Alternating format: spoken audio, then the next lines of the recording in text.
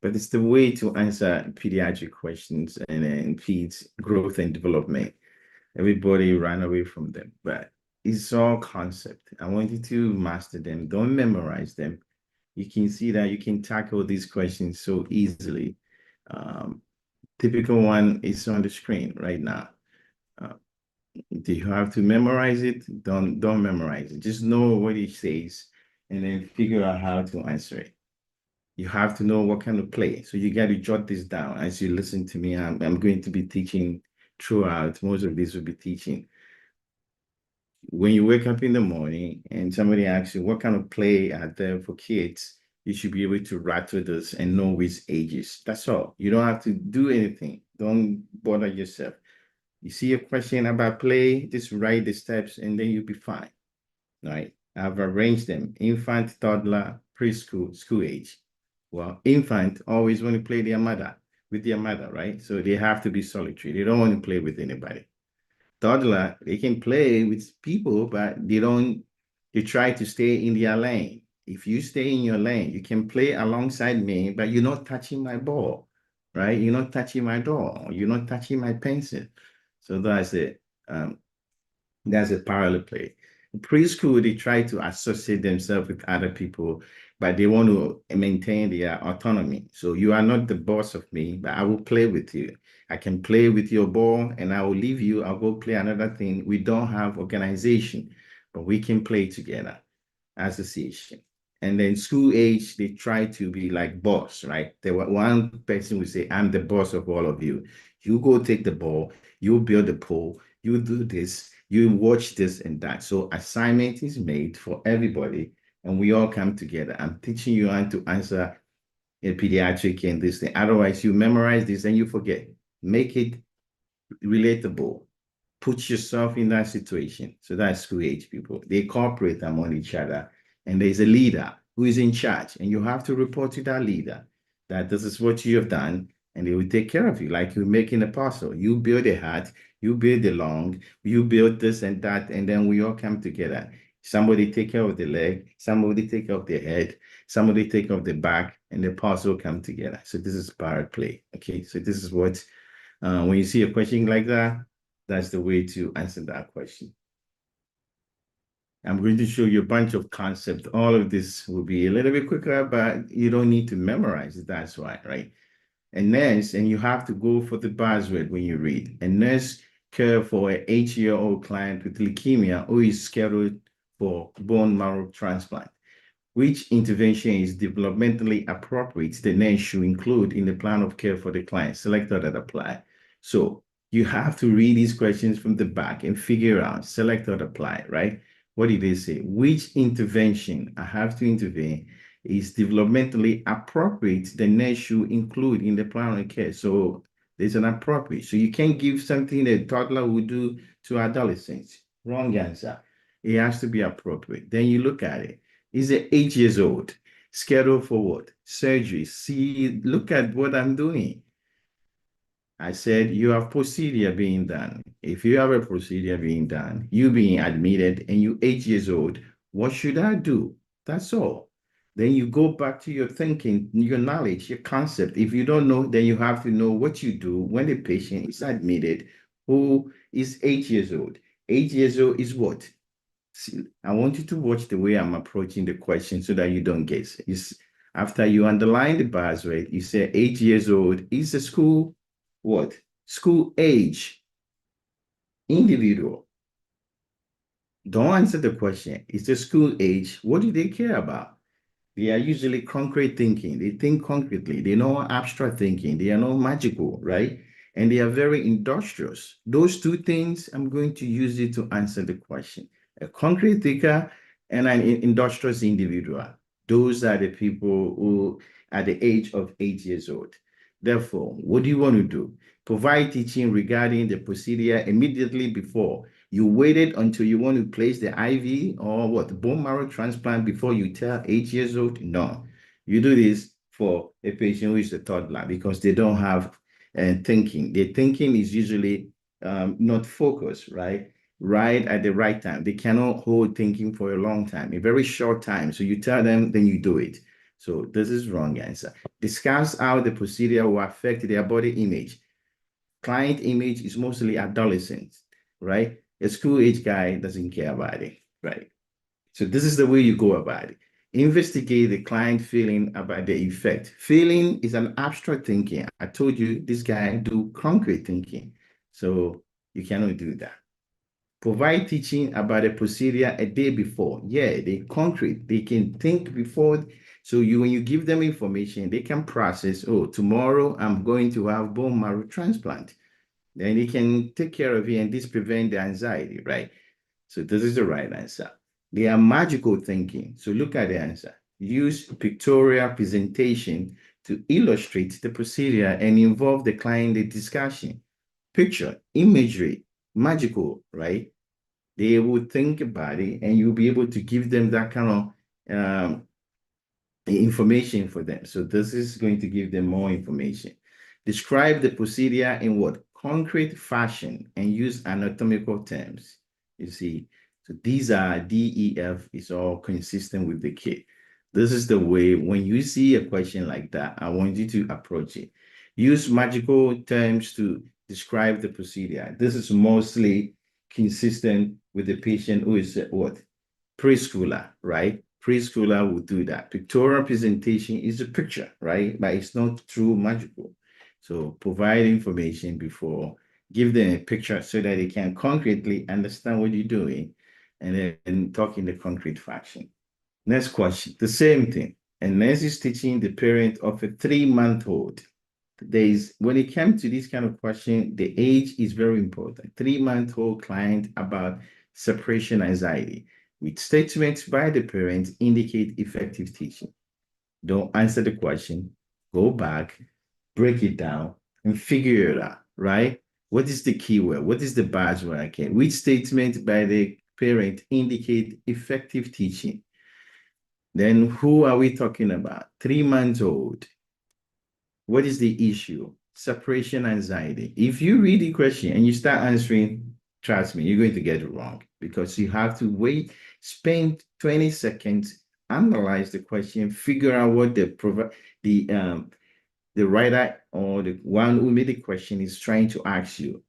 The buzzword I've underlined, connect them. 3 months, separation anxiety, and effective teaching. If you think critically and you know the concept, something should trigger in your ear that a 3-month-old should not have separation anxiety. That is all the question is asking. It's critical thinking. A 3-month-old should not have a separation anxiety. They have not reached that age to be worried about separation anxiety. So what do you think the mother is going to do? My child will cry when I make an attempt to leave. I told you 3-month-old does not have separation anxiety. So the effective teaching, mommy is not going to say this. My child is too young to cry when I leave alone. When I leave him alone. This is good. He's too young to show signs of separation anxiety. My child will feel neglected when I leave. It does not have the feeling to show separation anxiety. My child will eventually warm up to the caregiver when I'm gone. He will know to do that. He has no idea of separation. You can be gone and he does not care. So this is really tricky, but this is another way they can ask you this kind of concept related. So this is your right answer. Okay. So the child is too young to do that. This indicates that the mommy understand what has been talked about, separation anxiety. And this is doing well baby assessment on a 12-month-old child, which statements from the parent require follow-up by the nurse. This is another key. Some of these questions I said different ways so that you can see how you can. So which statement by the parent requires follow-up? That means he's saying something wrong. What is the problem? Doing well baby assessment in a 12-month-old. So the mother is going to say something. See if you need to follow up on that. If you don't, then there's a problem, right? My child started smiling at the age of 2. Does that need follow-up? My child initially cries when unfamiliar person approaches at the age of 6 months, but now is more friendly. It takes a while before my child stops crying when I'm not around. It all started at the age of 9 months. My child forgets a toy exists if he cannot see it. I love it. My child does not respond to his name. Which of these concerns you? The kid is 12 months old. Which of these requires a follow-up? That's my child started smiling at the age of 2. Hey, smiling 2, that's usually the age you do that. My child initially cries when unfamiliar person approach at the age of 6, right? Stranger anxiety. But now it's more friendly, right? So that's good. It took a while before my child stopped crying when I'm not around. Separation anxiety. And this started at the age of what? 9 months. That is the way they'll put separation anxiety to you, right? So that's good. My child forgets a toy exists if he cannot see it. I love it. This is not right. That is object permanence. By the age of 9, you should know the kid 8, 9, they should be able to know that when I don't see a toy, because it's been hidden. If I see it and then mommy put it at the back, it doesn't mean the toy is completely gone. Object permanence. This is wrong. The kid is 12 months old and still does not appreciate that, right? If he does not respond by the name by 9 months, something is wrong. He cannot hear you. Either you have a hearing problem. You got to go test for it. So this is also bad. So D and E is wrong. And this is caring for a toddler after admission for cystic fibrosis exacerbation. Which of the following the nurse should include in the plan of care? Select all that apply. This is another question. Don't answer the question. Go to the age. There's a reason why I use the word toddler. And the patient has cystic fibrosis exacerbation. It's a trap. It's irrelevant. Which of the following the nurse should include in the plan of care? Patient, it means patient is being admitted. Oh, that's what it means. It has nothing to do with cystic fibrosis. Patient has been admitted. And if he's admitted, what kind of patient is it? Is a toddler. Then the next question you ask you, what effect on admission do you toddler usually exhibit after admission? What effect of admission does he have on the toddler? That's all. That's what the question. If you can't break it like that, it's going to be a little bit difficult. When you admit kids, toddler is going to have, there's an effect on admission on them. What is that? The number one, I call them the R's. So anything that starts with the R in the answer choice, please pick it, even if you don't know it. Toddler, when you admit them, they're going to regress. Because of that, you should provide some rest for them. Okay, and reassure them that the area is safe. Make sure you provide some routine, something they do it at home all the time, or some rituals. You see, they are. And then the last one, right before. This is the trick. You can use it in acronym. You can make it in anything you want. But when you see a toddler, admit it, the R is your friend. Make sure they don't regressing. Make sure you providing rest. Make sure you are reassuring them. Make sure you're providing a routine. Make sure you're providing some rituals. Make sure if you have to do a procedure, you tell them right before. This is the way you answer this kind of question. And this is teaching a parent of a school age, you see, school age child diagnosed with what? Marfan syndrome. Which information is a priority to include in the teaching? Read it from the back. Which information is a priority to include in the teaching? And then it's teaching a parent of a school age child diagnosed with Marfan syndrome. So you have a school age child and a Marfan syndrome. Which of these will you include? The need to monitor the child for joint hypermobility. The need to monitor the child for scoliosis. The need to monitor the child for lens dislocation. The need to monitor the child to avoid contact sports. Buzzwords. Once again, buzzwords. If you don't know it, check ADAPT NCLEX. If you knew, go look for buzzwords. This Marfan syndrome and the school age. Which of this you should tell the mommy is a priority in this situation? That's all. So which of this is a priority to include in the teaching? That is the buzzword. Marfan syndrome and a school age kid. What do you think? Think about the situation, think about the concept, think about something you know about Marfan and then the school age, and put it together. Marfan syndrome, they are joined along. They have scoliosis. This is prioritization 101, right? The lenses is going to dislocate, right? You should avoid aortic dissection. How are you going to avoid aortic dissection? That is your number one priority. Your lens is going to dislocate. You're not going to die. You're going to have scoliosis. You're not going to die. You're going to have hypermobility of a joint. You're not going to die. But if you have aortic dissection, you're going to die. Therefore, which of those is going to prevent aortic dissection? Is avoiding joint and contact sports. This you should be familiarizing yourself in terms of pediatric. These are the way the questions will come. These are concepts related to the problem, right? So contact. Which statement by the nurse is appropriate when communicating with the client? And is provide care to a preschooler with the Kawasaki disease who need a 12-lead EKG. Which statement is appropriate? Once again, go for the buzzword. Okay. Appropriate to communicate. That means we're talking. You have Kawasaki disease, we need an EKG, but you are a preschooler. How would I talk to you as a preschooler? That is the key. Like I've said from the beginning, focus on only few words. Who is a preschooler?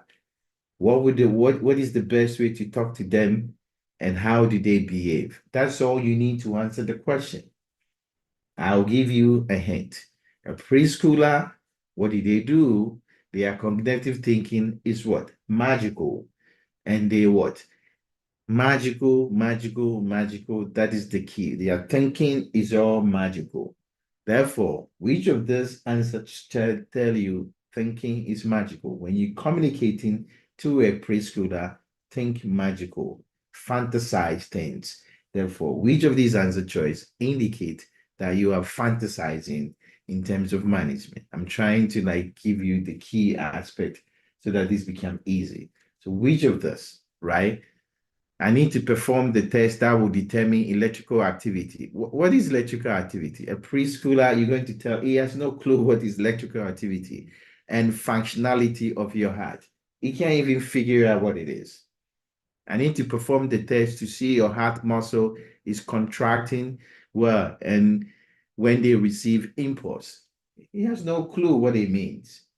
Oh, I need to perform the test by applying a heart-shaped stickers. Oh, there's a stickers on my heart. Excellent. And I can see your heartbeat. It sounds like a kid you're talking to, right?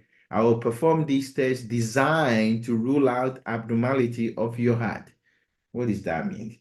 A bunch of crap, right? That is like the kid will not understand that. Heart shape, right?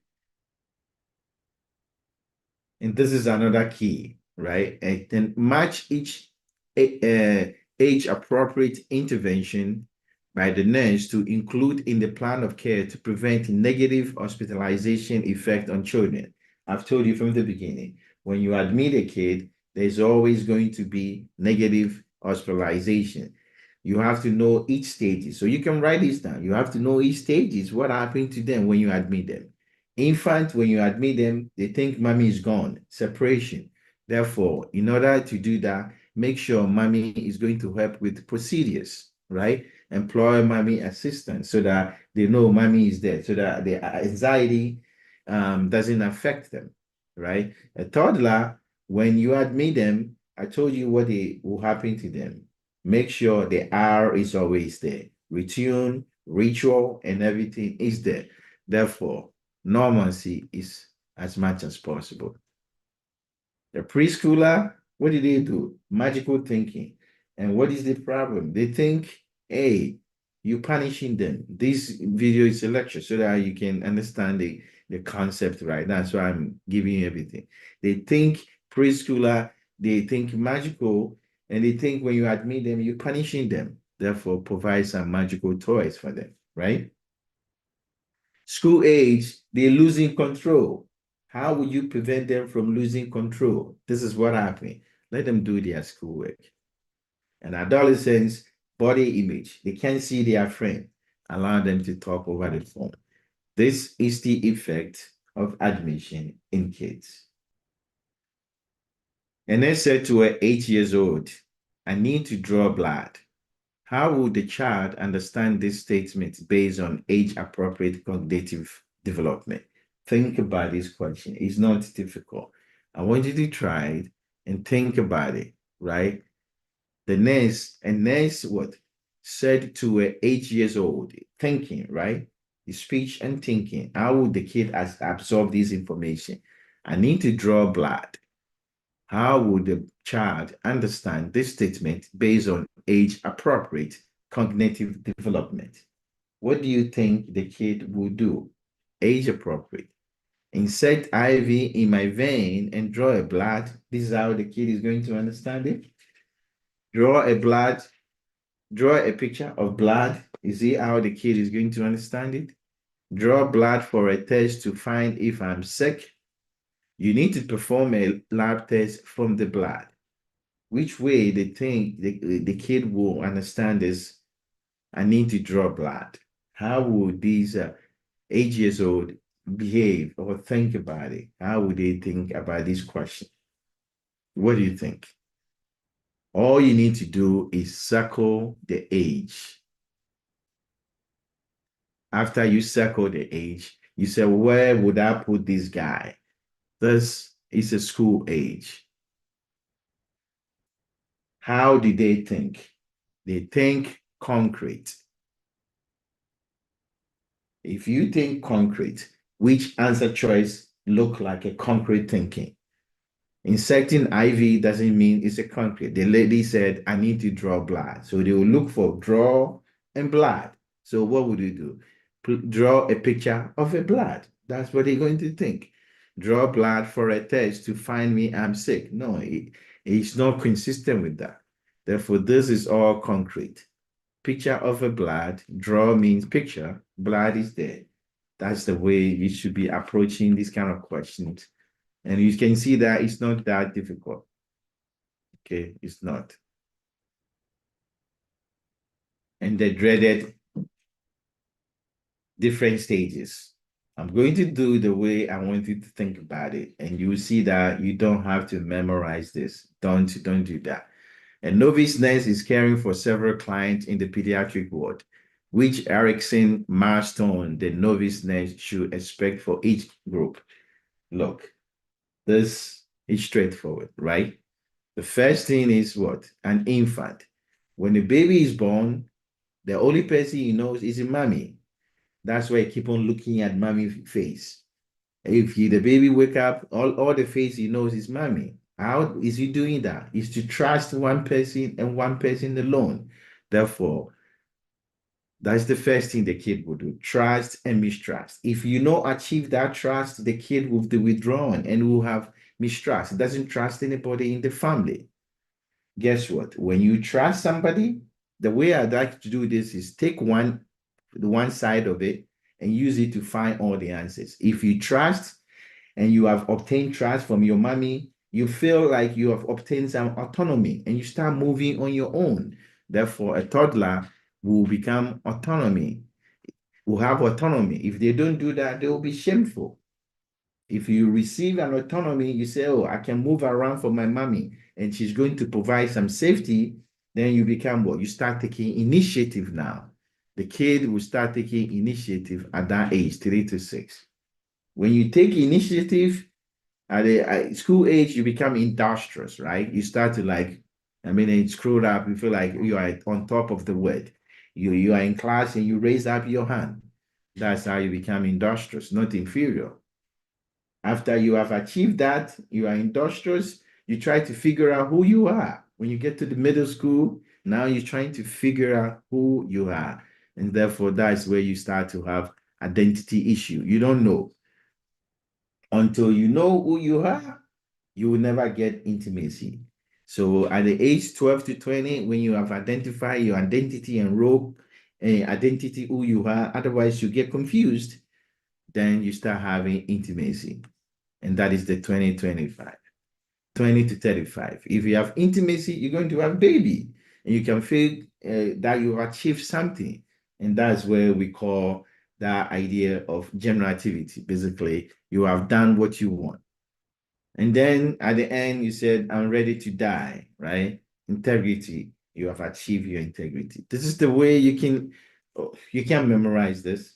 Right? If you're good at memorizing, good. But I want you to relate to it. It makes sense at each stage of development, right? By Erikson, it's no-brainer. It makes sense, and you can figure out that. So this is the stages, and now it relates to that. Okay. And next, provide care for a 7-year-old child. The next, recognize that the child has failed to achieve Erikson developmental milestone by observing what? I just give you the answer. It's a 7-year-old, right? What do you think if the kid does not achieve, what is going to happen to them? It's a 7-year-old, right? What is the main thing about 7-year-old? Is the stage where they have to be what? Industrious. If you are not industrious, you have inferiority, right? If you're not industrious, you'll be inferior. So this is where this man go. We already talked about this. And this is providing teaching to a parent of different age group about the negative effect of hospitalization. I explain it to you. Negative effect. Match each age appropriate group to indicate correct understanding. We talk about it. I trick it a little bit. So what do you think? Which of this is consistent with that? Like each age group, what is effect of when you admit them, what is going to happen to them? Match them, let me see. Match them as much as you can. And let's see how you get it.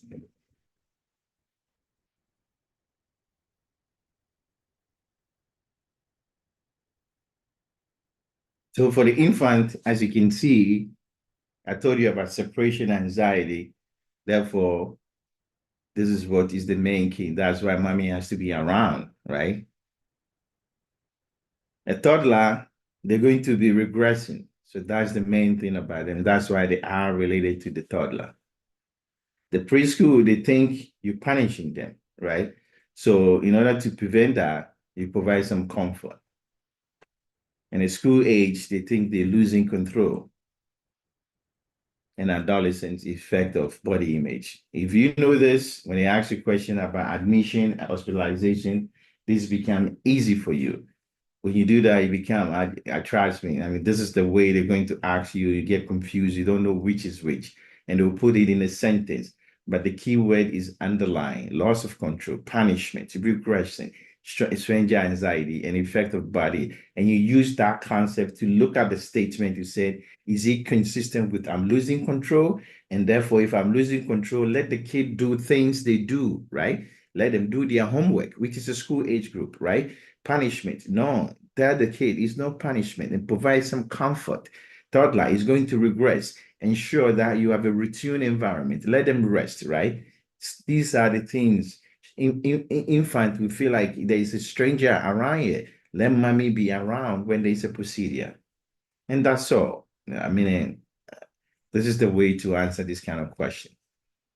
This is follow-up. A nurse confined in a parent confined in a nurse that a family member has died 3 days ago and requesting guidance on how to approach the issue with the 7-year-old child, which response by the nurse is appropriate.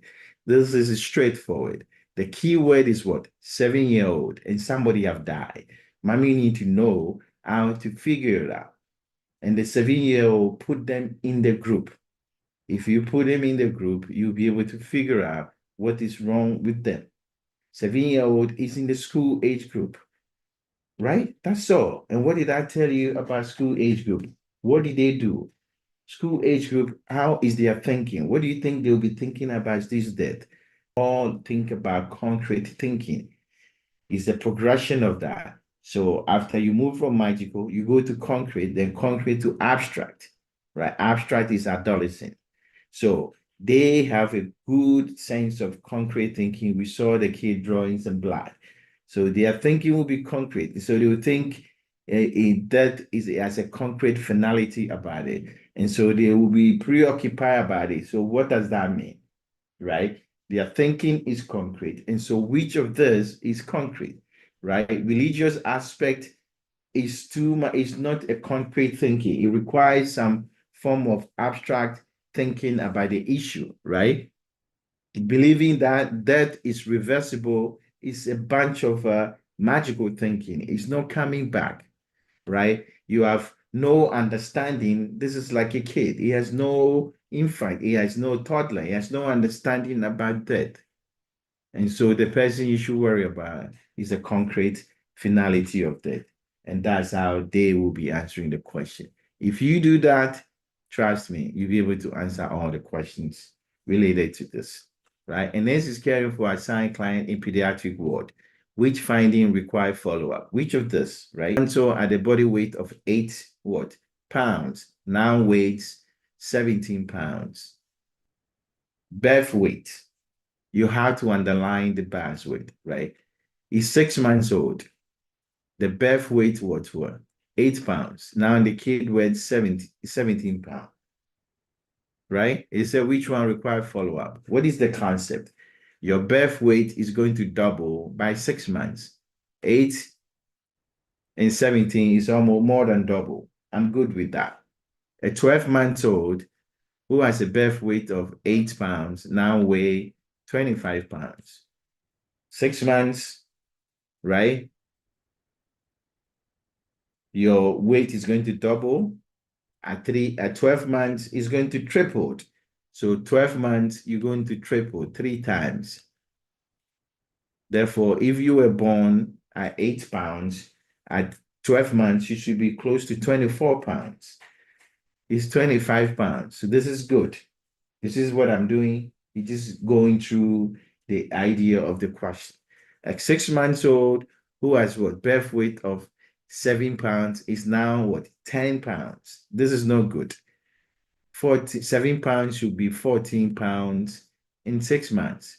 So this is bad. The 12-month-old client who has a head circumference of 33 and a chest of 30 now has what? Head and chest circumference the same. Key concept. Your head is about 2 to 3 centimeters difference from your chest when you're born. At the age of 1 year, they both should come together. So this is consistent. These are concepts. I can tell you how you should memorize, but these are little things you have to know. A kid weighs double, 6 months, triple, 1 year. So this one is not good. It has not tripled. We've talked about this at multiple times. There's the reason why I keep on repeating it so that you can stick, right? And next, a novice nurse has attended staff education program about atraumatic care. It means kids is being hospitalized and you don't want to cause trauma. That means it means the same thing, effect of hospitalization, right? Match each age group with appropriate atraumatic technique. You know when you admit them, this is the effect admission will have on them. Therefore, when you're doing procedures, you should do certain things to provide the effect, less effect on them, right? Infant, I told you, what is the key things about infant? Remember, what is the key things about infant? Is because they think like they're losing control. There's a separation from the mommy, right? And they'll let the mommy come and help when you're doing procedure. How would the mommy help? If mommy is not around, what will you do? You're going to what? Straddle the kid or provide assistance by the mommy. What do you think the toddler would do? What are you going to do for a toddler? Just provide some comfort to prevent them from regress. The preschooler They think you're going to punish them, and therefore, and they magical thinking. So just provide, use imaginary and let them touch the equipment so that they're okay with that, right? In school age, they feel like they're losing control, right? Therefore, let them know what the procedure is being done. Describe the procedure in detail. And adolescents, they're thinking they're going to get scarred, you're going to do something to them, they're going to lose their body image, and therefore concerned about body image. These are the hardest questions you will see in the NCLEX because they're really be difficult to figure out, but there's a way you can make it a little bit easy for yourself. This is the same thing. And next is caring for assigned client. Which client require follow-up? When you see that, see if the things you see, it does not match with the age. 3 months old as a soft posterior fontanelle. 24 months old as a soft anterior fontanelle. 24 months old, play next to, not directly with other children. 24 months old, communicate in two-word sentence. 8 months old, hold and manipulate object with a fine pencil grab. Which of those require follow-up? That's all. What do you think? Tell me. Which of these will require your follow-up that you should be concerned about? 3 months old has what? Posterior fontanelle. The posterior fontanelle closed in 2 months. This is a problem. 24 months old as a soft anterior fontanelle. The anterior fontanelle closed in 18 months. It's still there. Why? 24 months old, a toddler, basically, play next to, not directly with other children. This is parallel play. That's what a toddler does. You are 2 years old, you use 2 sentences. That's good. You have 8 months old, you have a pencil grab. Fine one. You've advanced too much, right? So A and B are wrong answers. So A and B is the right answer. Wrong answer. The rest are all normal. You should expect. This is parallel play. Play next to, not directly with other children. There's nothing wrong with it. It's a trap. The kid has no problem. So those are your answers. Okay. And let's prepare to initiate IV access for a preschooler who need isotonic fluid resuscitation. Which action by the nurse is developmentally appropriate in this situation? Think about it again. I've said it multiple times. Go with the buzzword. Preschool, right? Is in the hospital. You're going to do procedure. What is the thing you should worry about a preschool? They think you're going to punish them. Admission is a punishment. Okay, so what would you do to alleviate punishment in this case? They feel like you're punishing them, right? You let them touch the equipment, right? You let them do certain things, right? You provide magical thinking, but there's another way too you can do things. What do you think? What do you think? And that's the way to answer the question. Right? Providing teaching that is detailed is not necessary. It's for school age people, right? They don't, from school age to adolescents, they don't care, right? Body image, you know, it's an adolescent. They don't care about it, right? Insert the IV without discussing with the patient is not good, right? Therefore, the only thing that is left, let them play with it, provide some comfort and all those things that is needed, right? So I'm just showing you how you can answer this kind of question. This is also, this may be hard, you may not know, but it's fine. I just give you the key. You have to know about teething in kids. And novice nurse is educating a new mother about infant dentition. What do you know about infant dentition? Which teaching the preceptor nurse should question. That means they say something that is wrong. The normal of the kid have is based on the age in month. Minus 6 months. That's all you need to know. So the first tooth will erupt when you have between 6 to 10 months. That's okay. A child will have what? 6 to 8 teeth at the end of the first year. End of the first year is 12. 12 minus 6. At least you should have 6 of the tooth. So this is good. A child will have approximately 10 teeth, 18 months, right? At least they should have 12. 18 months is too, then a 10 is too low. So those are the one, it's not consistent. But the key is this. If you want to find my teeth, the kid have the age in month minus 6, right? That's the way to calculate it. That's the way to remember how to calculate it. And then if they're crying, you can give them pacifier. Pacifier can be refrigerated to provide vasoconstriction, cold, right? Cold pacifier will provide some pain and help with the pain due to vasoconstriction. Therefore, this KT is not enough. We should worry about it. It's just a concept to know, and I put the answer there. And next, prepare to administer IM medication to adolescent child. Client, which action by the nurse is appropriate? We talk about this, it's a repetition, right? Now you have an adolescent. You want to put an IV in. Look at the answer choice.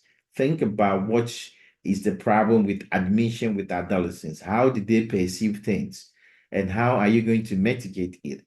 It's an adolescent. What did they worry about? Their body image, right? They understand it. You can explain the procedure to that. Don't injure them. Tell them how it's going to be. Then let them know about the procedure, how it's going to affect their body image, right? Number one, say imagery figures. That's what? Magical thinking. They have abstract thinking. They don't have imagery. They don't do that, right? Ask the client parent to assist with the procedure. No, you have to provide privacy. This is good for what? An infant, right? Promise to reward. You don't need to reward them. There's no reward related. They understand the thing. You got to tell them. They worry about how it's going to affect their body. Therefore, and then you're done. And this is your renting and novice nurse to a pediatric to the pediatric ward about discharge instruction related to newborn. Which teaching the nurse should include? These are the things you should include when you discharging after you have undergone some teaching, right? No ibuprofen until the child is 6 months. Yeah, that is true. That's things you have to tell them. A newborn sees better 12 inches away. Yeah, the kids are blind. When you close to them, just go back. They will see you much better. So 12 inches newborn, that's how far they see much better when you are like 12 inches away from them. They can see you well. Always, you got to check the red reflex, right? The kid weight is going to decrease by 3 to 4 days. They're going to lose about 10% of it. So this is true. How about E? Is it true? Expect weight to triple by 6 months. Is that true? We already talked about it. Is that true for your weight to triple by 6 months? Your weight is supposed to what? Triple by 12 months. Your weight double by 6 months. So E and E is wrong. Your height is going to double by 12 months. And if you're less than 6 months, it's going to increase by 2.5. These are concepts. F are wrong, right? Your weight double by 6 months, and then you triple by 12 months. And next is preparing to develop weight loss plan for adolescent client. Which assessment is a priority? Is a priority before initiating the plan of care. Straightforward, right? You adolescent, they have they have like abstract thinking. They know what is going on. You want to initiate what?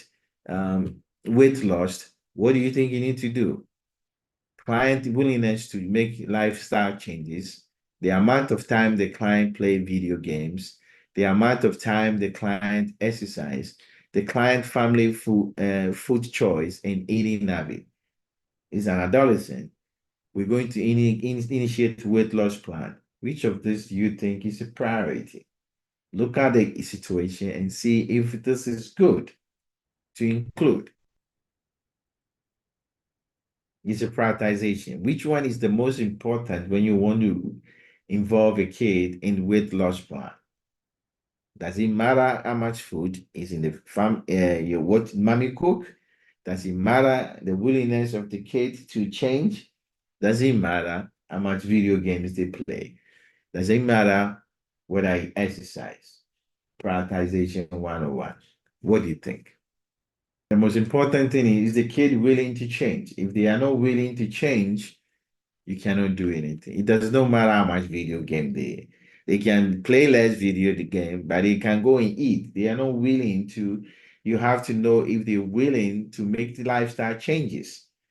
So the number of video games they play, whether they eat, the eating habit is irrelevant. Are you ready to make a change? His willingness is the key.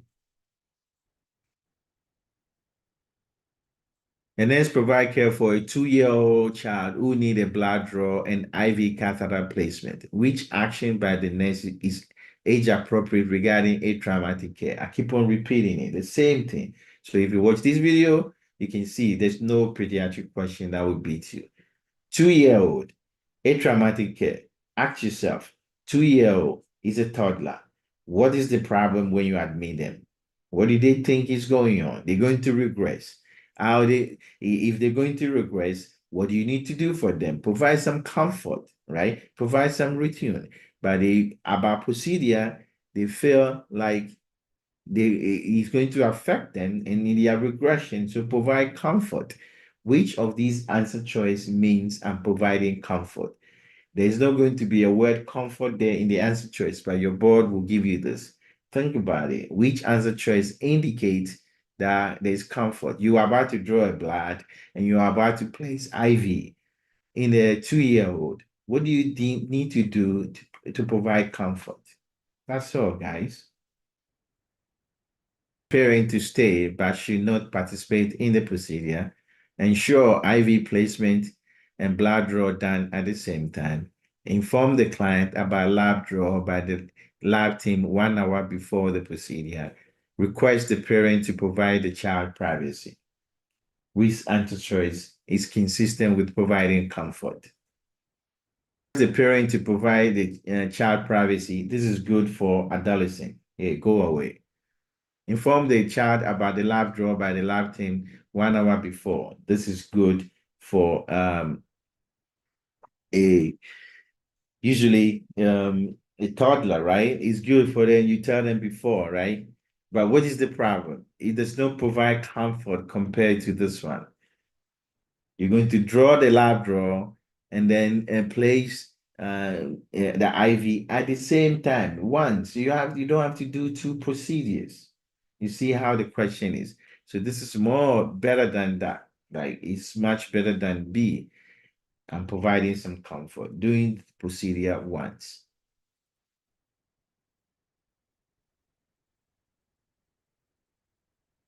This one is straightforward. A novice nurse has attended staff education program on the growth and development. When caring for a 5-year-old client, which developmental age group characteristics the nurse should document for the client, right? What do you know about a 5-year-old?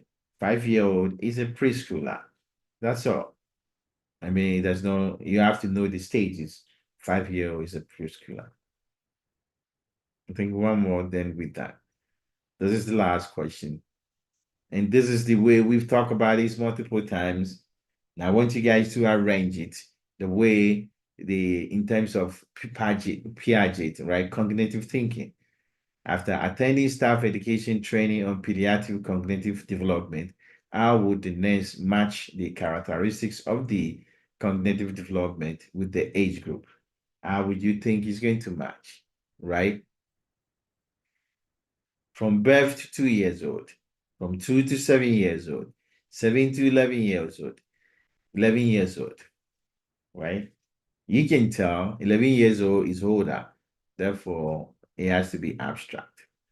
I've done the last one for you. The rest is for you. Think about it. If 11-year-old has abstract thinking, you know Concrete thinking is better than magical thinking, right? Concrete is better than magical, and therefore this has to go down. And learning by feeling, sense, and a movement, like a kid, should be the primitive thinking. It's primitive. You learn by sense and movement, so it has to be primitive. Therefore, this is magical. This is the way it could be. Okay. Yeah, thank you for watching. Like I said, if you want to join our crash course that is coming up, you're more than welcome. And next week, you can register in ADAPT NCLEX, www.adaptnclassreview.com live crash course.